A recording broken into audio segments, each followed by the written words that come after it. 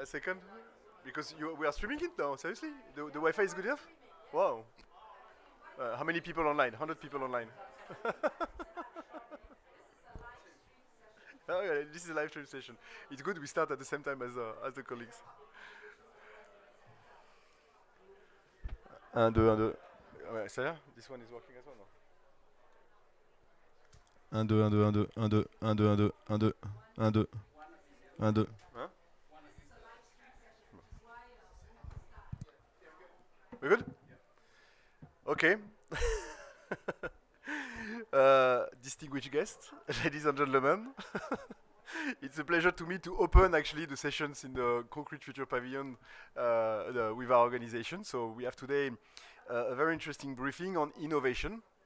The first briefing that we have. Hi guys, nice to see you.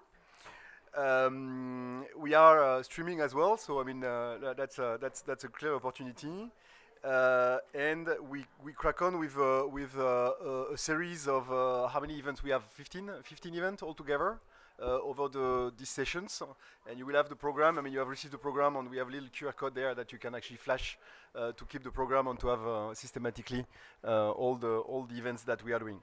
So let's proceed with innovation. I will do that with my colleague Claude, who's the innovation director in GCCA. First, a few words on what is GCCA. GCCA is the association that regroup all the cement manufacturers across the world. We are a CEO-based organization. That means that basically our membership is guaranteed by the CEOs of the respective companies. And that's very important as we think leadership and as we think vision, strategy, and setting the direction. But also in relation to the commitment that is made, and I will come back to this. One important theme is also the collaboration. So there was really the will to engage and collaborate across the industry on a number of specific and decisive fields that relates to, in particular, the climate change and the net zero transition. We have in our company, in our organization, some small-size companies. We have one cement plant, one size cement plant company, medium-sized company, companies between that sells 20 million to 50 million tons of cement, and we have also the major groups like CNBM, for example, in China, that sells 500 million tons of cement. So it's really a variety of profile. That shows really the attractiveness on the robustness of the model. And we are also working with the National Cement Association, national on regional cement association, to cooperate on all this discussion and to leverage all the activities, and particularly the one related to climate. A word on concrete. Concrete is an essential product, and we don't say that in vain. Concrete is literally the backbone of the modern society, and we see maybe Dubai is a good example of that for some, or maybe not a good example, but for me it is a good example of what you can do in terms of infrastructure, in terms of economic development with concrete and thanks to concrete. And for us, economic development is somehow sustained and developed and achieved thanks to concrete, which is the skeleton of the modern world. We have here an example of a quote from Antonio Gutierrez that was reacting to the launch of our roadmap, our net zero roadmap, on which I will introduce in 1 second. And he was really clear on that, saying 3/4 of the infrastructure that will need to be built by 2050 is yet to be built. So we have a strong need of concrete, and a strong need that is justified by the need to develop the world in general. And in that sense, he also acknowledged the effort that we are doing in GCCA and as a sector on the net zero transition, and of course call for an acceleration of the transition, and innovation is an important aspect of that. So our roadmap. In 2021, we have published the GCCA roadmap. This was a net zero roadmap with an intermediate objective of 2030.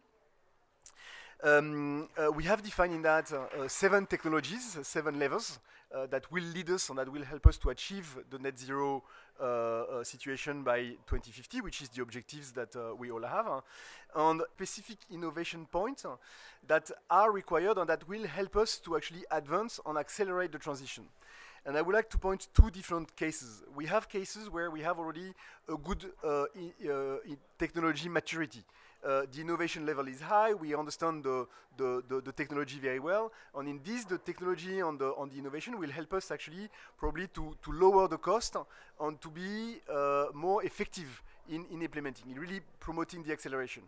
And we have technologies that are a little bit less mature, that needs to mature and that needs to grow and to develop through an initial development phase, which is probably the period, the next decade. The next, I mean, when we launched, it was a decade. Now it's a little bit less than a decade, and that's what we are doing with the different initiatives that we have on innovation. We are working on this actually two element, the more mature technologies that can be refined on work on cost and effectiveness, and the new technology that needs to be proven and demonstrated through big commercial projects. Zero delivery, as I exposed, the concrete promotion, I mean, explaining how the net zero story can actually come, and explaining why concrete is a material for the future. We call the pavilion concrete future for that reasons, because we will be net zero and because we are on the route, on the journey to the net zero. Of course, sustainability in a large sense, all the ESG activities. I mean, we have seen and we have some other discussion, and we'll have actually a session on that, showing how concrete contributes to ESG's objectives overall.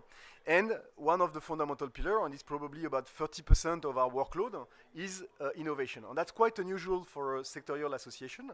We are quite unique in that case, having innovation really as one of our core activity. Developing on bringing collaboration across the sector to advance and to share this development. The last part is obviously the engagement with the members, and that's again the idea of collaborating on moving forward together. So I will leave the word to Claude, and she will explain basically the different platforms that we have on innovation. The first one being the research network, the second one being the Open Challenge, and the third one that we will actually launch today together with you. So Claude, please, the floor is yours. Thank you very much. Thank you, Thomas, and good day, everyone. Also the colleagues online, because I know we have a few. We're streaming, right? Okay, so we run two world-class innovation platform, and both are totally different, I would say, and they cover the whole panel of innovation that we can see. The first one is our global research network. We operate those two under our brand Innovandi. Innovandi is a Latin word and is about the action of innovating or the art of innovating. So that's what Innovandi means. And this global research network is operated as a consortium. So that's important to understand. And it binds together 30 industrial partners or members willing to collaborate in this network. You have their logos there, but also we go beyond our membership here, and we also have equipment suppliers in the network and admixture companies. So admixture, for the one who are not too technical, are the chemical, the magic chemicals that helps either to grind the cement or to make the concrete. Equipment suppliers are the people providing the equipment to our industry. And then we also have there over 40, I think today is 44, academic partner. And the academic partner are universities from across the globe, from Latin America to China, but is from all over the world, with what we have considered being the one really being knowledge center for our sector. That's the way I would describe how those academic partners were invited to participate. Now, how does it work?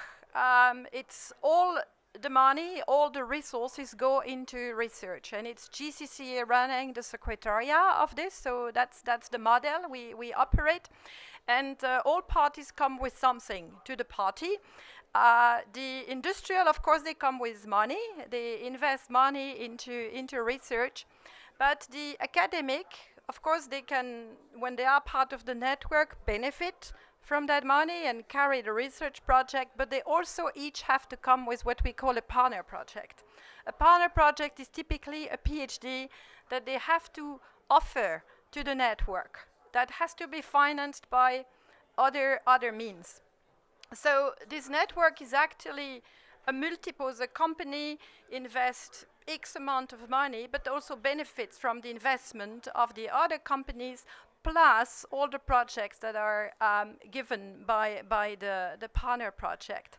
So all in all, in fact, this network is worth, in terms of company investment, more than 1 million per year of means that is reinvested into what we call core project research.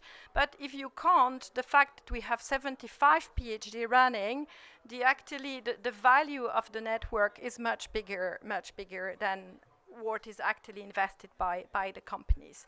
So for a company, it's a way to get much more of its research budget by leveraging these collective skills and resources of the network. But also this provides a network of over 45 academics and scientists and experts in the field of cement, concrete, both material and production. So I think it's also an amazing network. I even hear some of our members saying it's a good network to recruit new staff for their research center. So I also see a lot of side benefits to this research network than only this, the research. We have built on the NanoSem experience, which was a European network, and I think it's amazing how many NanoSem PhD are currently working in our member companies' research center. So I think that we are actually building also here in this network the future of our industry, through education as well, of new resources and new people. So how are the topics chosen? And that's important. So the network has done, so we have, of course, the GCCA roadmap. We heard from Thomas, but actually the network was created before the GCCA roadmap. So we had the first road mapping exercise to identify where do we want to channel our resources? What are the key topics to be researched? So we had the first research mapping exercise, but then after the publication of the GCCA roadmap, we had the second research mapping exercise, which was in last year, actually in London. And this is actually a new slide that was created for this event because we have a new manager for our research network, Masa Bagheri, who is a very strong scientist. She comes from EPFL, and then she has also done her postdoc in TNU in Norway. And she has now mapped what we call our core project against our key research topic in our roadmap. So we are currently running 12 core projects. Core project is most of the core project here, the first bunch of core projects were now launched about 18 months ago. So about those core projects, which we will also soon make available online on our website. Of course, some results belong to the network, right? Because they must be benefit from the one sponsoring that research. They have to have an advantage, but still, the whole industry and the whole world can benefit also from the outcome of those research. And you see, it goes from clinker production. There we have a project on artificial intelligence. We have a project on effect of cooling rates, to, of course, blended systems, calcine clay. The fourth one is around a two core project around CCUS technology, looking more long-term on CCUS there. This is pre-competitive research that we do. And then one core project on durability. And with the current budget we have, with the current resources, but we hope that more industrial will join the network. But we know that at the current pace we will be able to launch. We have made our kind of the pace at which we intend to launch a new core project. And then I said that's what I thought is the core project, but this is now all what comes from our academic partner with with a PhD. So we already have partner projects that are completed and where we have publications. And again, you also see that our academic network covers the whole scope of topics which we want to cover. And then as soon, each academic partner has to have a partner project running. So as soon as they have finished, they have to present what's the next project to the network, and the network then approves. So the network has to say, yes, that is relevant. Now, I forgot to say one super important thing. That's the one thing I forgot to say at the beginning. So we are not looking, of course, there are things that may look further away at first sight, right? When I say effect of cooling rates on trace element, what's the relation to CO2? But cooling is important in our process. So not all directly, but you really see again durability, many projects on durability, because it's of course a key topic with the new binders. How do we make sure that our low carbon cement deliver the same long-term performance and the same durability as current binders? A lot of projects, of course, around clinker production, all kind of blended cement are studied. You see recycling has a quite prominent role as well in the scope of research of our academic partners, CCUS, of course, and mixture. So really, the whole scope is covered. And with this, I will go to our second arm, which is our Open Innovation Challenge. And there, it's a totally different approach. There, we are working with the startups. And again, I think it's unique as an association that we are running such a project. But also, I think the way we run this open challenge is very, very unique as well. So not only we are the only association to have such a platform, but we also operate it in a more direct way, I would say, than some other accelerator program. So it's really about finding startups. So it's putting, why we call it challenge is because we put a challenge out there to the world. So our first challenge was around carbon capture and use innovation. Use had to be in our value chain, so it's not a too general challenge, but still open for new ideas. And then you enter a sourcing phase where we are calling the startups in the world to apply to our challenge.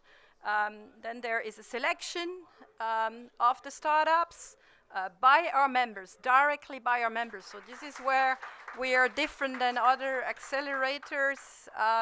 It's the member company, the experts from the company that look at what the startup are proposing. And then a selection of startup, around 20, are invited to pitch to our members, to present their innovation to our members. That's a kind of speed session. And then after pitch day, there are a lot of discussion taking place. NDA are being signed. We fully respect startup IP, so the ID stays with the startup. Of course, what is generated during the research is co-owned, but the ID stays with the startup. And so last year, as I said, carbon capture and use innovation, it was actually two separate challenges, one on the carbon capture and one on the use phase. We had for last year, we partnered with Techstar for the sourcing, and Techstar sourced for us over 100 startups. So we had more than 100 startups willing to work with us. And then from there, 20 were invited to pitch. This is what we call our finalists, so the startups are called finalists. Many of those 20, even if they didn't make it to a consortium with our members, but even the startups that are selected as a finalist are still reaching out to funding or a grant. They say, oh, can we have a letter of support? Can we have an acknowledgement letter from the GCCA that we were one of the finalists?